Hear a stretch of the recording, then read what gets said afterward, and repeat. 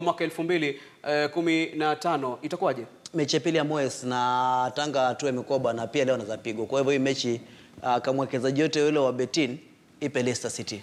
Leicester City. Crystal Palace watakuwa nyumbani Selhurst Park dhidi ya si beba tena Stoke City.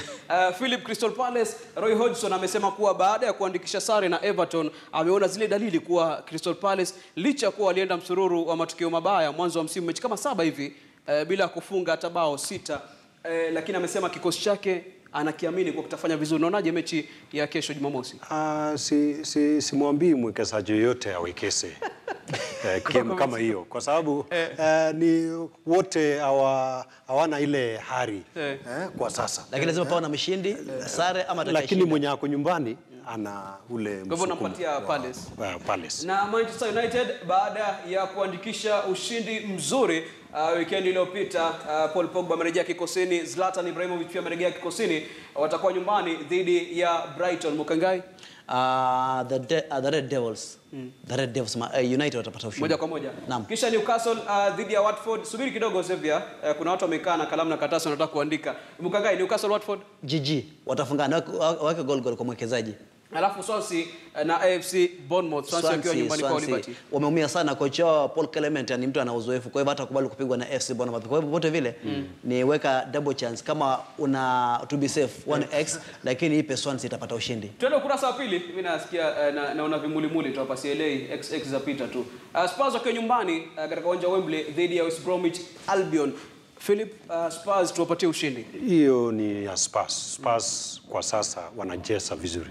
Kwa hivyo tuwawekee Spurs. Mkangai, licha ya kuwa walitandikwa na Arsenal weekend iliyopita, wanazarudi watapata ushindi kule Wembley. Unajua kwamba walikuwa na mikosa lakini imekosha, na pia West Brom imemfuta kocha. Kwa hivyo kocha ambaye amepewa nafasi anataka kuonyesha kwamba pia ana ubabe fulani, lakini wote vile hapa Spurs itapata ushindi. Mechi kubwa ya siku ya Jumamosi itakuwa ni Liverpool dhidi ya Chelsea uwanjani Anfield. Mukangai, haraka. Ndaipa Chelsea kupata ushindi, Liverpool kupata ushindi kumradhi. Liverpool tena sasa itawapiga vibaya sana Chelsea, ama uweke goal atafungana. To be safe weka goal, lakini kama ni ushindi mimi nitaweka Chelsea kwa sababu sasa ni akili ndio itafanya kazi. Alafu Southampton akiwa nyumbani dhidi ya Everton. Mukangai, Southampton. Burnley dhidi ya Arsenal. Hii mechi nyingine kwa mwekezaji usikimbilie. Achana nayo. Kumbuka hii Burnley ilifungwa na Arsenal bao la mkono. Kwa hivyo to be very safe weka GG goal. Lazima. Mimi nitaweka Arsenal. Tutapatia Arsenal. Over 2.5. Huddersfield nyumbani dhidi ya Man City mwisho kabisa.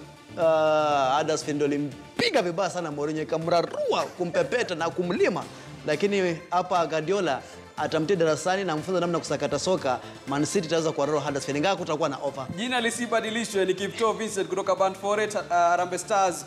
Jina la nguvu sana ni Kipto Vincent kutoka Riguna. Shukran sana. Brian Kioko kutoka Machakos, nawapata vizuri nikiwa na Kuzo Sylvester Kevo, na naona kuwa jina la Harambee Stars ni Nuksi.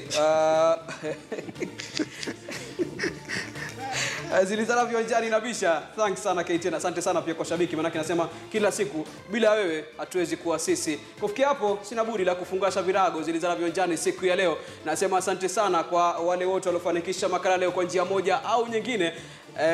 Kwa niaba ya Steven Mukangai na bwana Philip Zil, karibu sana kwenye Zilizala viwanjani. Na pia kwa niaba wale wote waliofanikisha makala leo, shukrani sana. Tukutane tena wiki ijayo panapo majaliwa yake Mola, uhai na uzima papa hapa, na kuacha ikiwa siku 37 zimesalia mwaka 2017.